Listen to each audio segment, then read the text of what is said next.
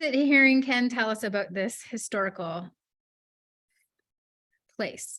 All right, well, welcome. You have joined Can Do Webinar Wednesday. I hope you're doing well. We're midweek, although I feel like we had the long weekend. Hopefully some of you had, an extra day. So it kind of feels really early in the week, but it's the middle of the week. Hope you are doing well. I am Michelle. I am joining from Amiskwaciwâskahikan, Edmonton Treaty 6 territory. I'm pointing to you can't tell. I'm pointing to this window behind me because here we've got nothing but blue skies. I really want to sing because we've had nothing but smoke-filled air in the last, I say 10 days to 7 days. So, we've been impacted, our big city has been impacted, but we also think about the communities that have been directly impacted by those wildfires. So it's good news that the sky is blue. Hopefully, there's been some change in those wildfires. So we do want to offer our good thoughts, our good energy. And sometimes what we need to offer as well is, donations to the communities and the people who are displaced as well. So something to think about. So welcome. We're honored that you are here. let us know. She dropped where she's joining from, Treaty 8 territory and Slave Lake. Let us know, family, where you are joining from. We always love to hear. This is going to be a great session, a really great session. I think financial wellness is so important, and talking about money and budgeting. Cate and I were talking earlier on, sometimes it can be boring. It's not very exciting talking about budgeting, but it is so necessary. It's so important to our own well-being, as well as, when we look at our organizations and our First Nations, I think what we do in a micro level can transpire into, more of a macro level. So I think it's really good knowledge that she's going to bring to the table today. I always like to take a moment. So my legs are crossed. I'm going to set plant both feet on the ground, and I'm going to sit up tall for a moment, taking my back away from the back of my chair, and just having a nice long spine and taking a deep breath in. A deep exhale, just taking a moment to acknowledge the gift of this day. So we say, thank you, Creator. Thank you for the gift of that sun rising in the east, the gift of land, the gift of the animals and the plants. It's this beautiful season of spring where new beginnings, new growth is happening. Perhaps there's new dreams in your heart as well, new intentions. So we thank you for all of the gifts of this day, Creator. All right, so I'm going to pass this mic in just a moment, but I feel like this gal, this powerhouse, needs a grand introduction. So Cate Morris is the founder of Scout Financial Solutions. So she is a Dakota woman, registered band member with the George Gordon First Nation located in Treaty 4 territory. She resides in Regina, Saskatchewan. She's an active community member, passionate entrepreneur, and financial literacy advocate. She is the founder of Scout Financial Solutions, a financial literacy education and consulting business that provides personal finance life skills. With the emphasis of knowledge sharing in the Indigenous community, vital financial wellness content is shared through engaging and memorable group workshops and individual consultations. So she is armed with relatable life experience, backed by extensive formal education. This money scout, she walks her talk. She holds a business administration degree, 2 financial educator certifications, as well as numerous professional and personal development certificates that include economic development, entrepreneurship, procurement, public service, and of course, personal finance. So Cate and Scout's goals are many, but on the forefront are, check this out, world peace, sharing knowledge to empower others, and ending cyclical poverty one inspiring sharing at a time, which is beautiful. I know I've had the honor, the privilege to sit through her sessions before, and there's always tangible takeaways. I always feel stronger. I always commit to one thing in my budget, in my finances, as I walk away from her knowledge sharing. So I think you are going to walk away today feeling a little bit more empowered about your finances. So today we will have an overview of 5 key steps to creating a personal budget, and then sharing 4 areas where one's money could be directed in order to achieve financial stability. And we all love this word, abundance. So this session, no one can afford to miss. So you are here on purpose. So enough of me talking. Let's pass it over to the expert. Thank you so much for being here. And the mic is yours. Thank you so much. That's an amazing introduction. I hope I can follow up with everything you shared, because I'm so excited to talk money and to talk healthy money. So I'm just going to share a screen for my PowerPoint presentation now. And if everyone can just give me a moment here to get that going there. Okay, I'm just going to have to move this. Oh, it's already hidden. Okay, should be okay then. Whoops. All right, thank you so much. So we're going to talk about healthy money management for your financial wellness, and that's with my Business Scout Financial Solutions. So as is our way, we always talk about introductions first and foremost, and you'll have to forgive me because I can't seem to get that to move up. Okay, there we go. So as she said, thank you for that, by the way, Michelle.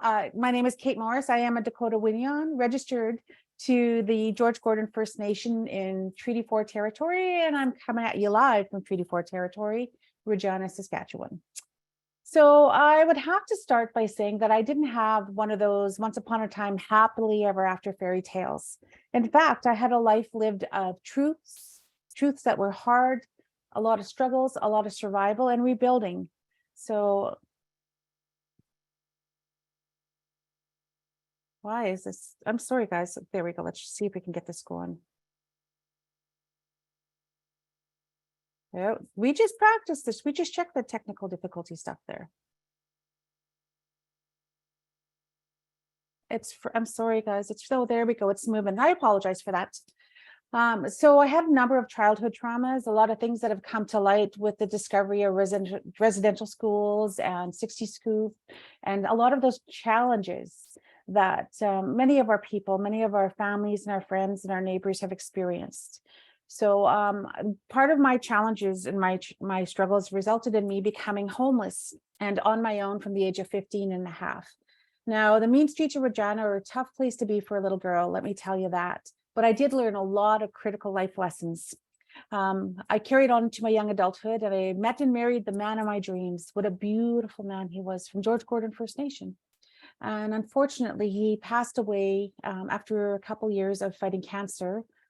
He was 25 years young, and there isn't a day or a moment in my life now since I've lost him that hasn't been affected by that tragedy. It projected me into a different life lane and a different choices that I had to make, and a lot of struggles. So my happily ever after knight in shining armor on a white horse was canceled. I worked really hard to bounce back from that, and I started my Plan B comeback. And that too was canceled by a near fatal car accident. It was like Final Destination 1, 2, and 3 rolled up into one. I was standing in a glass store and a vehicle smashed through, picked me up, carried me forward, and pinned me against a concrete wall. So I have 55 scars. I think that was when they had stopped counting. I still have some glass embedded in me, but more so than that, I actually struggled with a lot of things in terms of being able to sit up again, to walk, to move on my own. I can tell you that there's nothing like returning your own wheelchair or your own walker into the rental space, because I just was so grateful to be sitting upright and moving again. The challenge with that, though, was that the insurers deemed, even though I wasn't 100% recovered because I never will be. I actually ended up with a permanent disability called CRPS. But they reached something called maximum capacity. And what that means is it's about the best that you can get, and there wouldn't be any more predictable recovery or improvements. So with that, I actually lost my federal career. I lost a number of sources of income and capabilities and future earnings. So when they talk about maximum capacity, what they actually mean that it's limited capacity, not only physically because of my disabilities, but most definitely financially. I had 100% of my obligations that I had to meet because I had signed up to them when I was a healthy, fully employed person. After the accident, when I started only bringing in about 65% of my previous income, I still had to meet 100% of my obligations. There was a lot of challenge in that. So here I am, visibly Indigenous, female in a male business world, a solo parent to 3 beautiful young children, and struggling with a disability. So the label that they put on somebody like myself is called marginalized, right? And if you look up marginalized, it kind of has one of the second term meanings is insignificant. And I really don't feel like that identifies with who I am, because our ancestors and our elders have always shown that no matter the circumstances, no matter the challenges, we just don't give up around here. Am I right? So here I am, plan A gone, plan B gone, and here I am in plan C. And I always say plan C is plan Cate. So this is me with a life rebuilt times 3. Those are my 3 children. And now I have 2 beautiful grandchildren that I've added to my little family tree. And despite all of the challenges, physically, emotionally, mentally, spiritually, and most definitely financially, because all of those struggles, all of our life requirements have a financial component to it, whether we can recognize that or not. I had to learn to deal with insurers. I had to learn to deal with CPP. I had to learn to deal with being disengaged as an employee. And all of those challenges were really difficult for me to get through. But here I am living a 100% abundant life. And I want to share with others because I think it's critical for us to understand money in a way that will help us, support us, allow us to recover from things, and to also give us a bit of cushion and a bit of security and stability as we move forward through our challenges. So part of the recovery process, because I could no longer be employed on a full-time basis with the type of disability I have, is I created my own Indigenous business, and it's called Scout Financial Solutions. And the reason why I created this business was because I saw a huge gap between what we need to know about money and what we actually know. And what we don't know is hurting us, especially as Indigenous people, because those are a lot of new terminologies. And also because most people in our circle of influence, our family members, our community members, our leadership, our elders, don't have the financial comprehension required to help navigate through some of those challenges. So a little bit about me is I've been studying personal finance for more than 25 years. I grew to love sharing healthy money, good money relationship information with others. And so much so that I actually obtained 2 certified financial education instructor designations. And I have been on a matriarch mission to end cyclical poverty in our Indigenous communities through sharing of our knowledge. And I'm also a passionate entrepreneur, sharing my lived experiences to support others with the goal, inspiring to aspire everyone else towards their own 100% abundance. So a penny for your thoughts. If you're comfortable, by all means, please comment in the discussion box your name, where you're listening in from, and any type of business information or links or anything you'd like to share about yourselves. I'm going to carry on because of the time limits, but normally we would have the opportunity to sit in circle and be able to connect a little bit more considerate, I think, are more time considerate. So I'm going to say thank you for sharing. And while you're commenting or adding your name or where you're listening in from, I wanted to talk a little bit about money talks and thoughts before we get into the money concept of things. Now, money is a huge trigger for a lot of people. It can cause us to feel, to think, and to respond in unexpected and different ways that we might not even recognize. So we may feel sad or shameful or guilty, remorseful. I know a lot of people have that, shopping remorse. We may feel overwhelmed and not knowing where to start, which is why I wanted to bring this workshop today, to just start at the beginning. Let's talk about setting a budget that works for ourselves under our circumstances. There's a lot of things that we may think or we may respond in terms of talking to money because it is a triggering topic. But I wanted to share with yourselves today that whatever you're feeling in the moment, whether you feel sad or shameful, or if you feel alone, or you feel like you're disengaging or redirecting things, it's perfectly fine.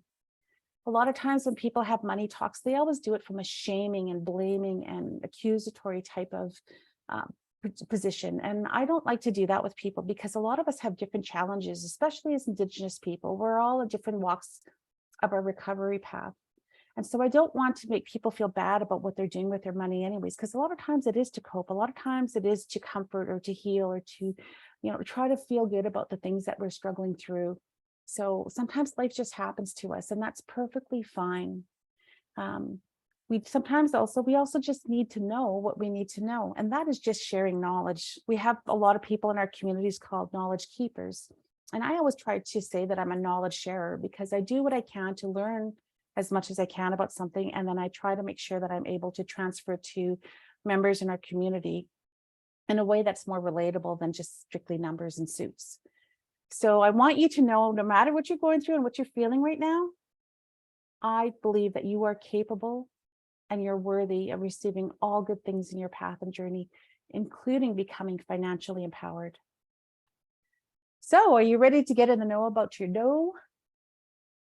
We're going to talk back to the basics of personal budgeting. So what is a budget?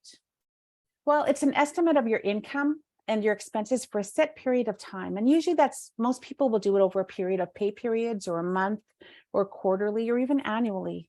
So for me, a budget is basically like a money map to help you arrive at your desired financial destination and to reach your life goals. And budgets will actually help with making informed decisions because you actually know if you can say yes to some things or you have to say not now to other things.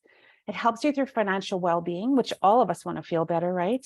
And it also helps with our overall emotional, physical, psychological, and spiritual well-being. And that is very similar to the concept of the medicine wheel components, where we want to make sure we're balancing our wholeness, the whole being of who we are. Definitely helps with stress reduction because actually money issues are the number one reason why couples actually get into conflict or divorce.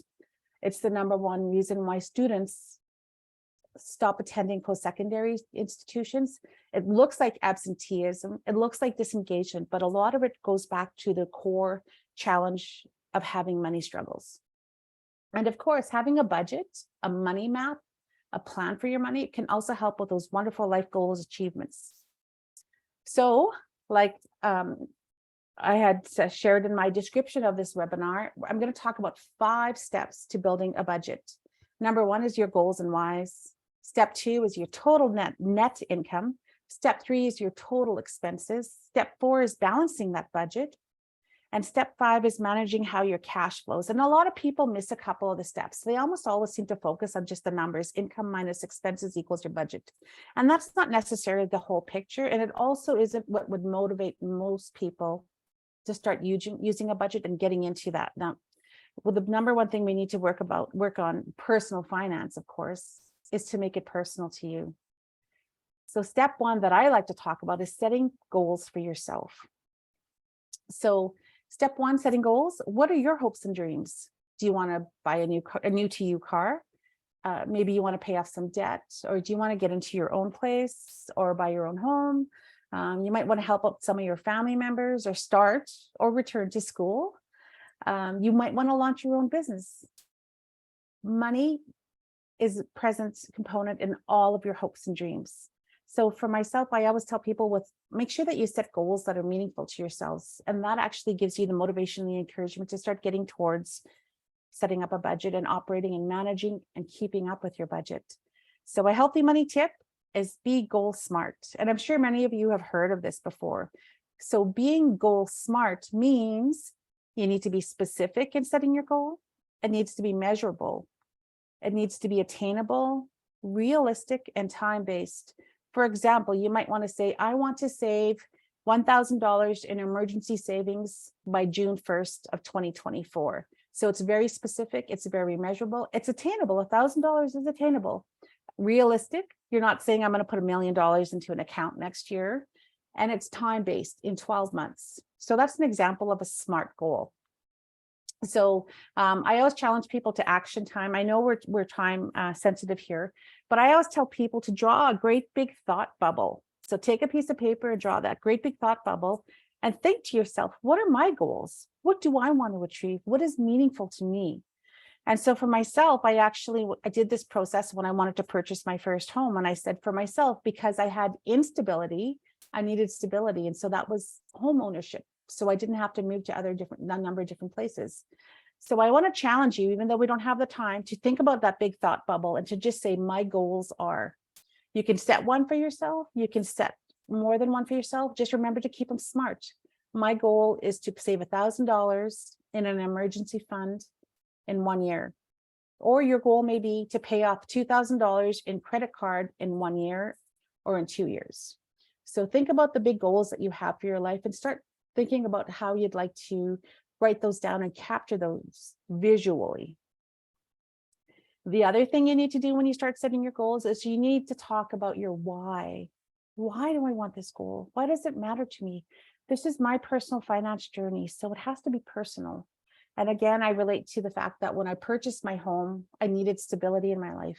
My goal was to buy a home so my children had a home of their own to grow up in. My why was because I experienced a lot of instability and we moved around a lot because rent was always changing in different locations. And because I ended up on my own at 15 and a half years of age. So I never wanted my family, my children to go through that again, or for them to go through it at all. So I actually am motivated by security and stability in terms of setting that personal goal to purchase a home. So when you're writing your goal, make sure you write down your why. When you've done this, that's step one of creating your own personal budget. Set your goals and know your why. And the reason why it's important for you is because you want to make sure that you visually have something that's going to remind you of what you want for yourself. Also, when you're starting to struggle or you're getting off track or you're getting a little bit slack in times in terms of keeping up with your budget, or if you need to make changes to it, your why will be the personal motivator for you to take care of what you need to take care of first things first, right?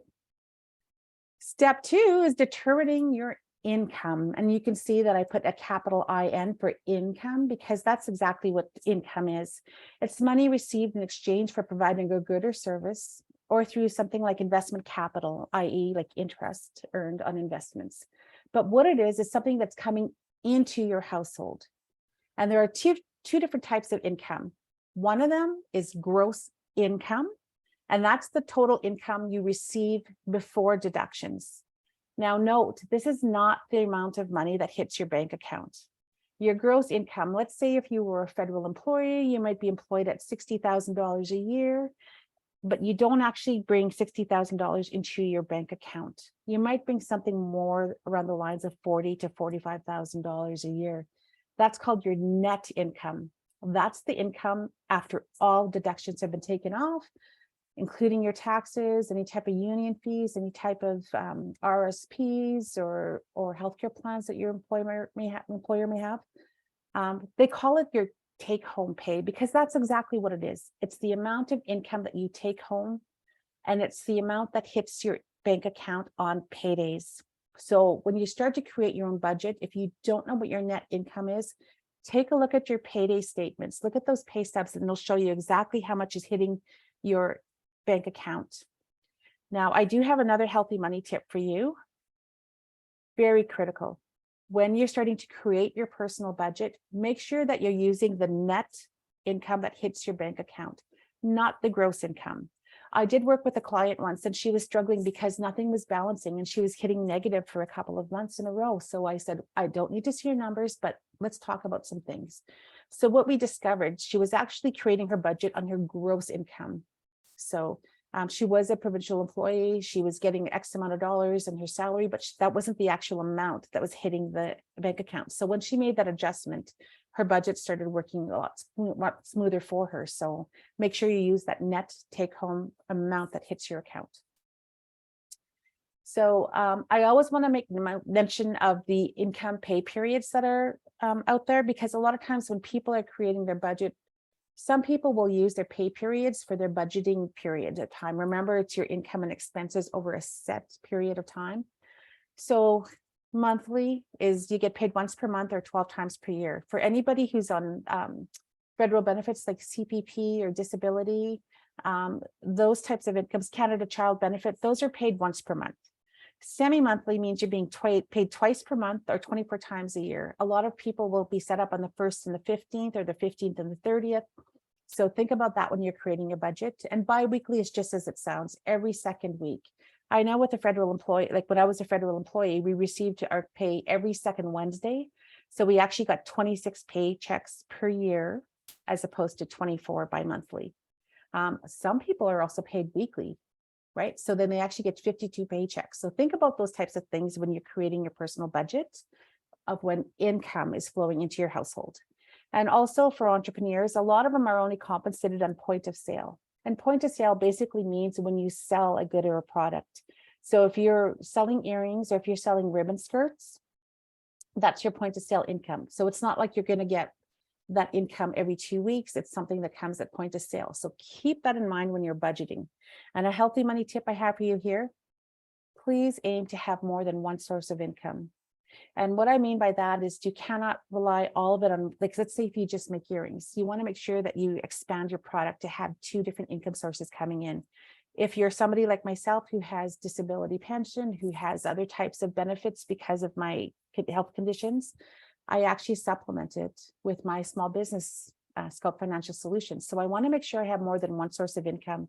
And I'm sure that we can all relate to this after COVID hit. And we saw a number of people losing their jobs, their vehicles, their homes, a lot of their investments, because they only relied on one source of income and didn't have an emergency fund and didn't have other sources of income from the ones that actually stopped during COVID.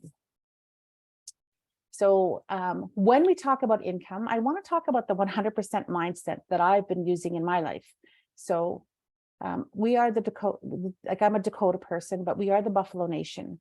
And our people utilized Buffalo for all of their transactions, for their security, their stability, their survival, their prosperity. So they actually utilized all of it, 100% of it. Nothing was left to waste. Can you imagine that? Like, just they were experts at harvesting, hunting, trapping, understanding the buffalo, and there were millions of it. So I always say I'm a descendant of multimillionaires because there were so many roaming the territory at that time, and that they are there and survived and capitalized on that in a good way to ensure their survival, so that this girl right here is still here and thriving. So transitioning that now into income in the modern day terms, I think about the buffalo and the 100% usage of that. And I say now that we actually, because none of us are packing buffaloes in our wallets or in our purses, and there's not a stack of buffaloes at the bank, I think about in terms of your actual dollar bills that you earn through your income sources. And so the buffalo has now transitioned into a modern day source of income, and we need to utilize 100% of it. And when we talk about that 100%, I think it's critical for people to know that not everybody out there will have the same 100%. My 100% will be different than Michelle's. Michelle's will be different from somebody else out in the audience there. Miranda's is different from Bernadette's. All of you have different sources of income and different amounts. Some of you have little tiny cute baby buffalo calves, and some of you have some pretty big meaty buffaloes. The point is, it's your own 100% to do the best you can with it and to not waste it, just the same way that our people, our ancestors, have been managing their buffalo. So I'm going to challenge you to an action time now. I do have this spreadsheet. If anybody is interested, I have my contact information at the end, or I can forward it to Can-Do if you would like a copy of some of the worksheets that we have. Obviously, we don't have the time to go through them right now, but I want to make sure that we talk about it. So you're going to list all of your net income sources, and then you want to add up your monthly total. And then you want to do the same for your yearly total and multiply that by the 12 months, the monthly by the 12 months. And that will give you your monthly net take home, hit the bank income, as well as your annual income. As soon as you're done that, that's step 2 in creating your own personal budget done. Step 3 is the one a lot of people don't like to talk about, and that's actually determining all of your expenses and costs. So another analogy I like to think about when we think about money is thinking about your 100% wholeness of things, right? And I think about the medicine wheel. and how it represents the wholeness of life and the importance of maintaining that healthy balance between the four elements, the four quadrants, the four directions. So what I did was I created a medicine wheel budget, and it's really simple to manage because I did try the whole 2% to this and 4% to that, and $10 a month for pants. So I can't buy pants for 5 months because I've got to save up $50 for that. It wasn't working. And what I found for me was making me feel like I was bad at managing my money because I'd like, I can't do that this month. I can't do that. And it felt like a lot of restrictions. So I tried to think about a way of us managing our money that was actually more positive, less work, less restrictive, but also less shaming and less blaming. So I created the medicine wheel concept for your money to go into only 4 areas in your household. Thinking about keeping it 100, just the same way that our ancestors had managed their resources. So the first area your money has to go, first and foremost, is your must pays. And your must pays are basically all of your bills and obligations to keep you alive and surviving, and also your debt obligations that you legally signed off on. The second area is your short or midterm savings, right? So that's something you'll hear emergency fund from me quite a bit. So I'm thinking short-term emergency fund for the just in cases or the whatever happens. And I find that in our Indigenous communities, a lot tends to happen, whether it's happening to us directly or if we're actually helping out family members, which is our way, helping out family members and community. The third area that I'd like to talk about is meaningful savings. And that's for the long-term meaningful savings. Like I think about maybe you want to buy a home in 10 years. Maybe you want to take that round the world trip when you retire at the age of 65. Maybe you want to retire at 65. So those are longer term goals, more meaningful savings. And once you take care of those 3 areas, the 4th area is life. And you don't have to track it. You don't have to manage it. You don't have to budget for that. You take care of those first 3 areas, and whatever's left over, by all means, go to any particular coffee shop you want. Go to any store you want, go to any restaurant you want, go to as many movies or concerts or buy as many shoes or whatever you want, as long as you've taken care of those first 3 areas. And what I find in a lot of our communities, we tend to go to life first because we are going through some recovery, we are healing, we are struggling with trying to see how we could feel better and trying to help others feel better. So a lot of times we spend in life first and then we struggle with all the rest of the areas. But if you can continue on with the healthy management of this medicine wheel budget, you'll be able to enjoy life a little more carefree. So I have a healthy money tip for you here. Make sure that you're planning for your own 100%. So we'll talk very quickly on the must pays area. What is a must pay? Well, first of all, there's 2 types of bills. And this is for your survival. Everything that you require or need for your survival is critical for here. I hope I'm not blocking the way on this, you guys. No, sorry. There we go. Hopefully that happens. So 2 types of expenses. Fixed expenses, and that's any cost or expense that you cannot change. It's usually set by somebody else, like a landlord. It might be a car loan that you've signed up for. It might be a commitment, like a cell phone contract.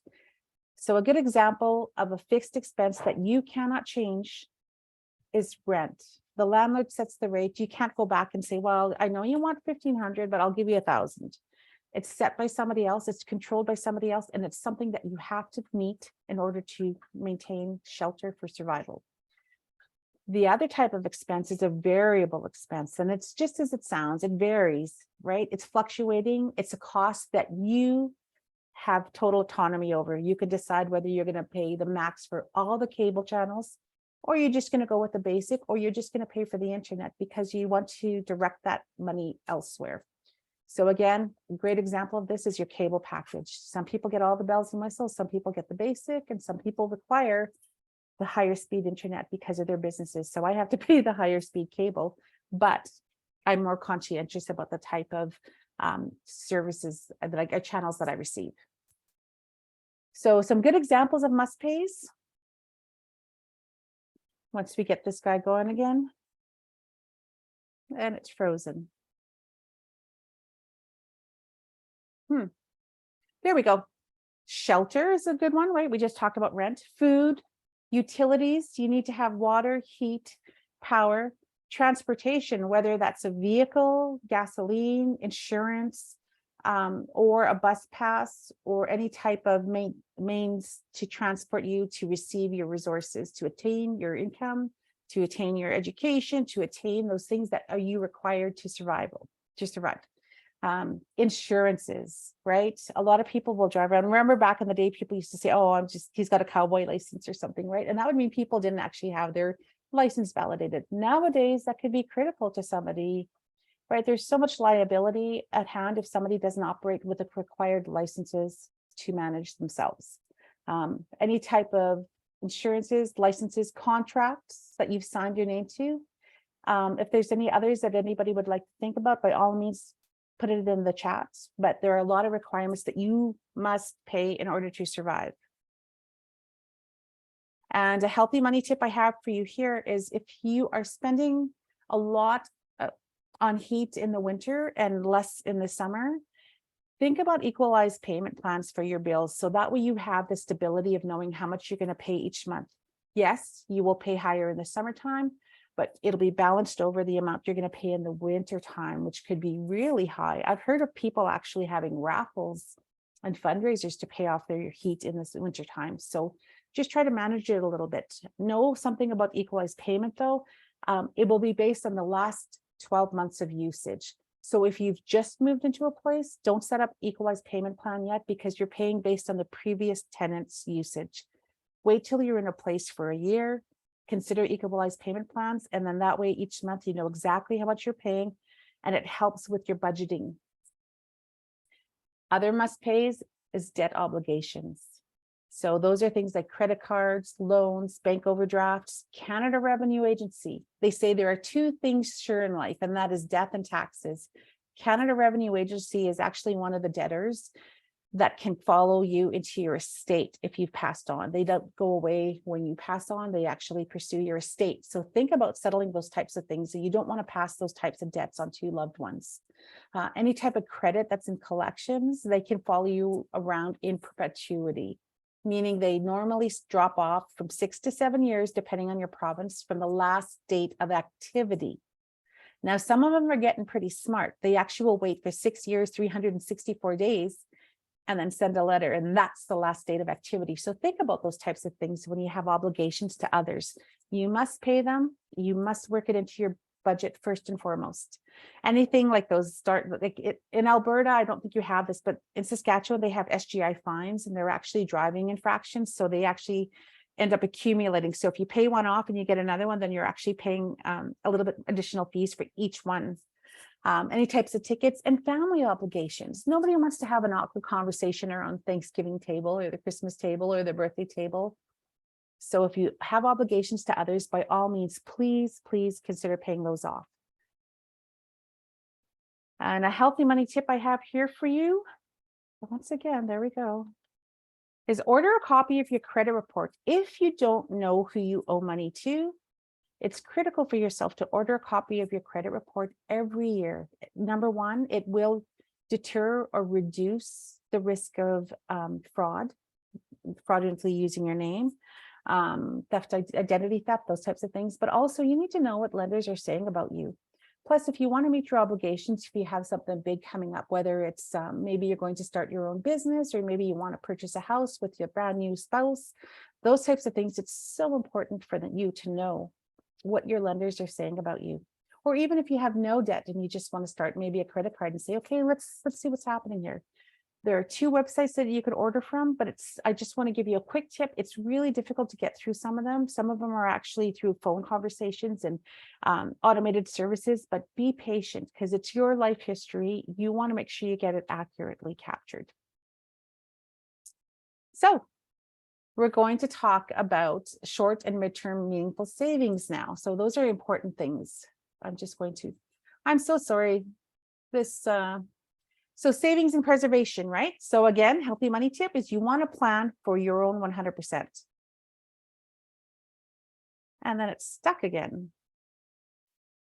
So savings and preservation is not new. It was a common practice of our people. Meat, fish, berries, medicines were all prepared for future use. And I recall listening to some elders, like I sat with a lot of elders when I try to learn things. So I listened attentively, and they actually they used to process their meats, and then they would bury them into the ground near the teepees, near the campsites. Because when the winter was really harsh and they couldn't get out there and it was 6 feet of snow, they actually had a cache of food prepared nearby for them so that they were able to dig it out and to bring it into the communities, into the nation, to be able to survive on that. And that was savings. Like, a lot of people don't consider that. They didn't realize that we actually were savers from the beginning, right? They would process pemmican for future use so that they wouldn't starve, so that it was good for longer durations of trips, for travel, all of those types of things, even for trade. So I guess the keynote here is that savings does matter, especially nowadays, because there's so many other different competing interests and challenges for people. So where would I focus my start? Well, first and foremost, emergency funds. That's the short midterm savings goals. You want to build it within 6 months to 1 year. Your aim is to get at least a minimum of $1,000 set aside for any type of future emergency that might happen. You want to put it in a separate free e-savings account that's tied to your personal bank. Contact your financial advisor and say, listen, I want to create an emergency fund. I want it to be free. I don't want to pay bank fees on it. And I just kind of want it to sit there in case I need it. And the goal of your emergency fund is to protect you from any type of crises. Number 2 is planned spending. So pretty much that's everything else, right? So it's short and midterm, like in terms of, oh, my sister's getting married in BC next year and I want to travel, so I'm going to start saving to planning to spend it next year. It could be something more meaningful, like I'm saving for my retirement. So I hope you are. I know I am. If you want to buy a home, if you want to start a business, those are things that are more meaningful and longer term. Mostly people focus it on terms of retirement. So the aim depends on the planned usage. So I have one that's called gifting, donations, and Christmas. So what I do every month is I put a little bit into that account. I just put the same amount every month. Automatically, it goes in on the first of the month, so that December 25th is not a surprise to me. I actually have the resources in place to get get the gifts and the treats and the travel and the baking stuff and all those extras for Christmas. So I'm not panicking at Christmas time, and I'm not going into debt. So that's one of the types of planned spending. I plan to spend it, but I'm going to save it so that when I need to spend it, I have it there. So you want to build that anywhere from months to years, depending on the goal, the purpose. And again, the aim depends on that planned use. And you, again, want to create separate e-savings accounts that are free through your bank. And most of them are tied to your regular bank account. And the goal of your planned spending is just to pursue some of those life goals, whether it's a vacation, whether it's retirement early, home purchasing, all of those types of things. So how much should I be saving? A lot of financial advisors, I think every single one of them actually, except for me, the number one rule they say is to pay yourself first. I actually say pay all those must-pays that you need to survive first and foremost. All those bills, all those debt obligations that keep you in your space, that keep you alive, that keep you moving forward. Number one, pay those first, and then start talking about your savings. So how much should you be saving?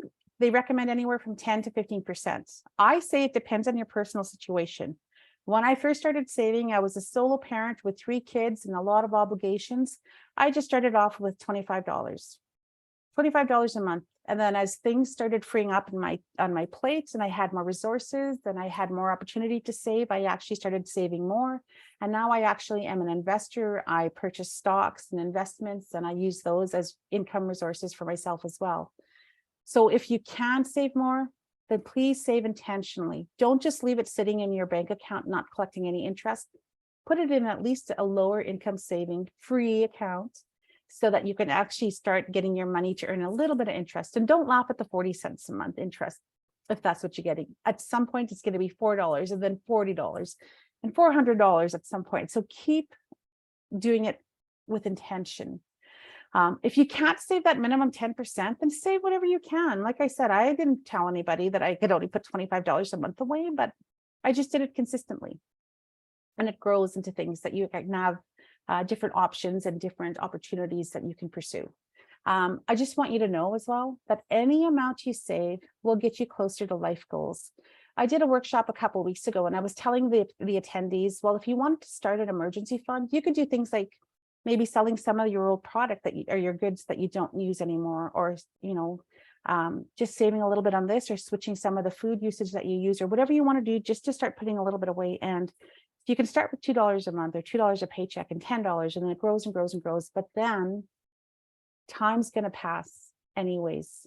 So it can pass with you putting away a few dollars each paycheck or each time you run into extra money, or it's going to pass anyways and you haven't had the opportunity to put anything away. And then when you really need it, I hope there's something, at least something there for you. So those are the 3 areas of savings: the must pays, the short midterm savings, and the more meaningful savings, which brings you to life. So life expenses. That's everything like personal care, entertainment, your activity, sports, and travel. I actually have a savings account named Activity, Sports, and Travel. And that's all of our travel, the kids' activities, any type of sports related stuff, because I am heavily into sports and following my family members around and supporting them. So I actually have a little account that every month I put a little bit away so that if they're playing in Saskatoon, I have a few dollars to go and watch a day. Any types of memberships or subscriptions, you're gifting your donations, tithing for those of you in the Indigenous community who do tithe. I do have family members who tithe, and they have to make sure that they commit to that every month. Any type of professional fees, any miscellaneous fees that might come up that I'm not aware of, that you may be specific, personal to you in your personal finance journey, and any other type of life expenses. This is a big one for me. Pets. I have a German Shepherd. He's 2.5 years old, and I have a 13-year-old rescue cat named Marco. And when I added up the expenses of them in a full year, it averaged out to be about $2,000 for their food, their pets, their pet licenses from the city, their veterinary costs. So I save $200 a month. I put $200 a month away for my pets so that when they need it, they have it. Right? I'm just trying to be responsible with everything that I'm obligated to, and that includes, spending on life. So that's it. That's the 4 areas where your money should go. Like I said, I've gone to some of those webinars where they're like, put 4% away for pants, 2% away for shoes, you only get $4 a week for coffee. I found it really restrictive and really time consuming to spend all the time tracking. So I said, if I just did these 4 things, number 1, everything that I need to survive. Number 2, creating my emergency fund and some of my short-term expense spending. And number 3, preparing for my retirement and another home purchase. I'm actually going to look for a second home.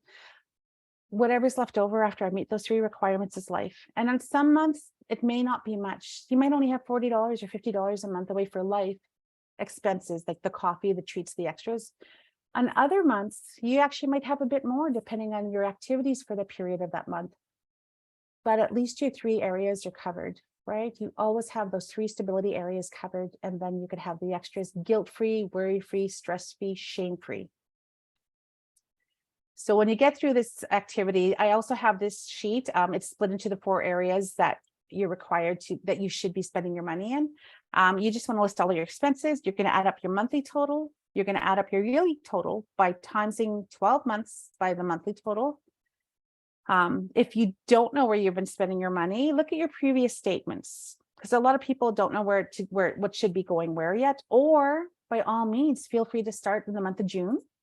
Keep your receipts and track your spending for 2 to 3 months, and then you could kind of see where your money's been going.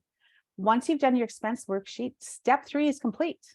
You've got your monthly and your annual expenses, first and foremost, leading with your must pays. So far, we've set our goals and our whys. We've determined what our income sources are. We've determined our expenses. Now we want to compare those income to our expenses. And like I said, a lot of financial literacy workshops I go to, they usually just do this component and say that's sufficient. But I feel like there's got to be some meaning behind the numbers. So income basically, or a budget balance is basically your income minus your expenses. And when you do that, it'll give you a monthly total, and then you times it by 12, and that'll give you an annual total. It's not bad if you have a positive number. The concern I have is if you have a negative number in the budget balance and then it ends up adding up annually. So let's say you're short $200 a month.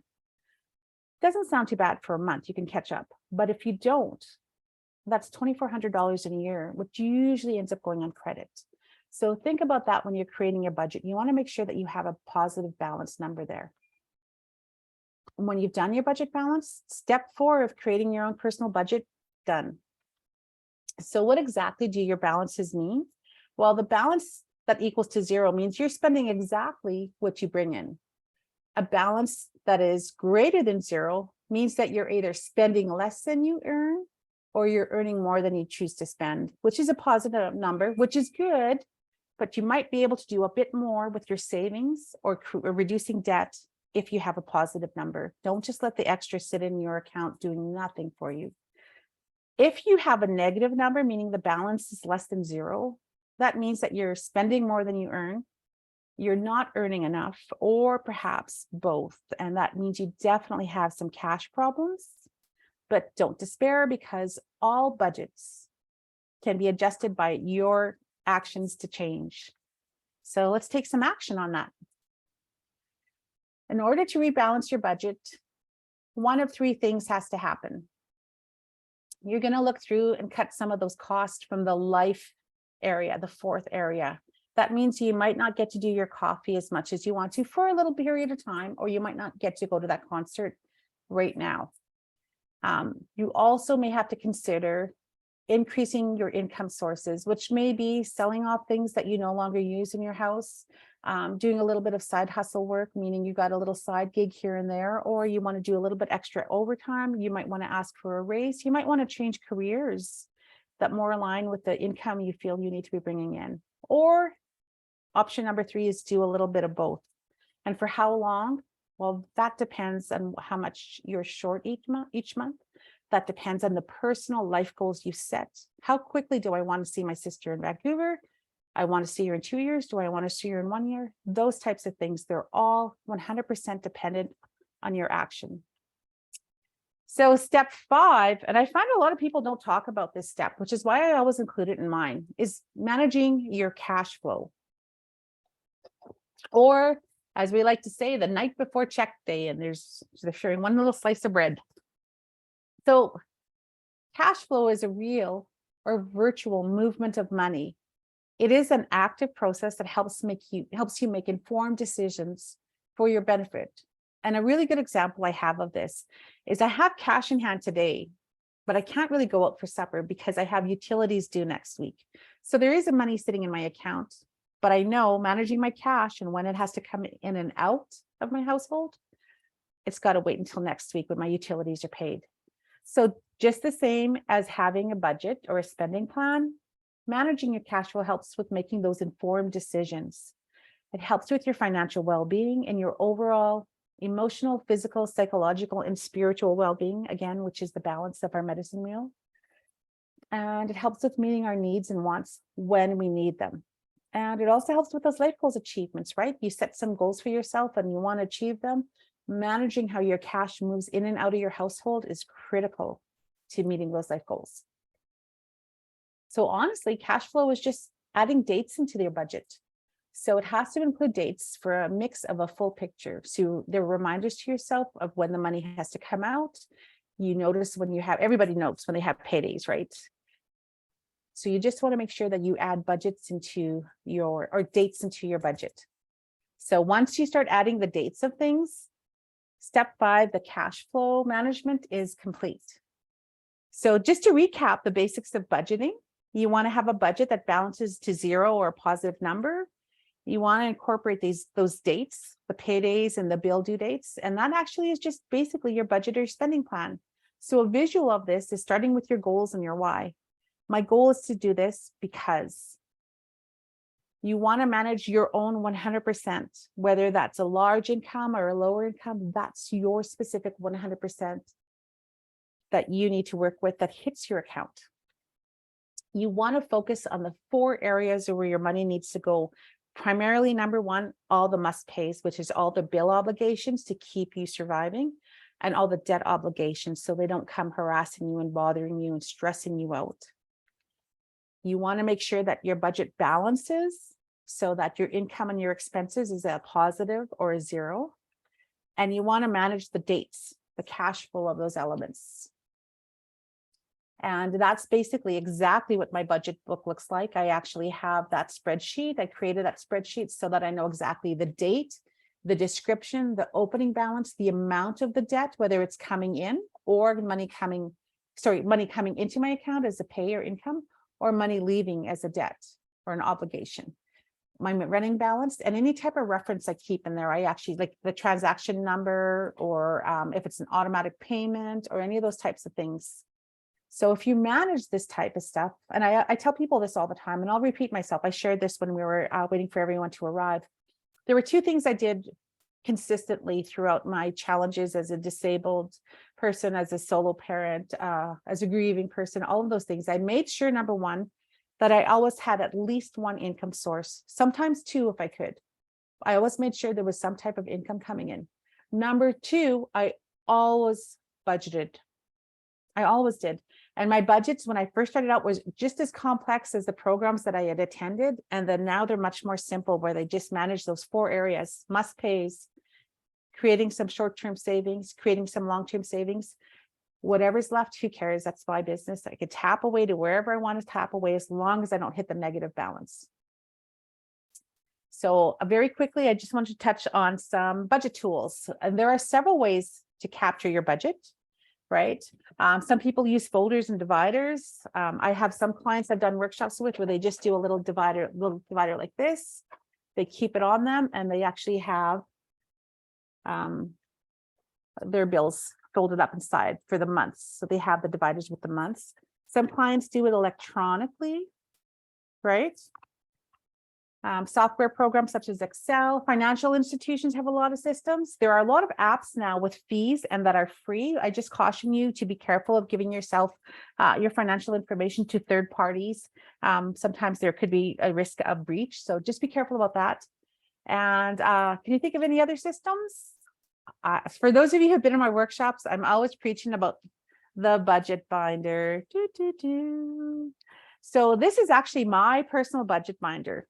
I like it for a number of reasons. Number one, because it's visual, it's accessible, it's a reminder, a visual reminder. I set some goals in there, and mine, I actually have pictures of what I want to purchase next. I'm kind of on the hunt for a cabin.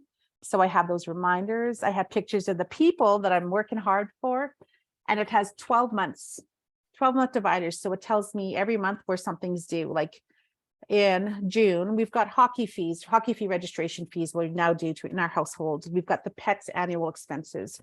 All of those things are at a glance. You can do the other programs by all means, whatever works for you.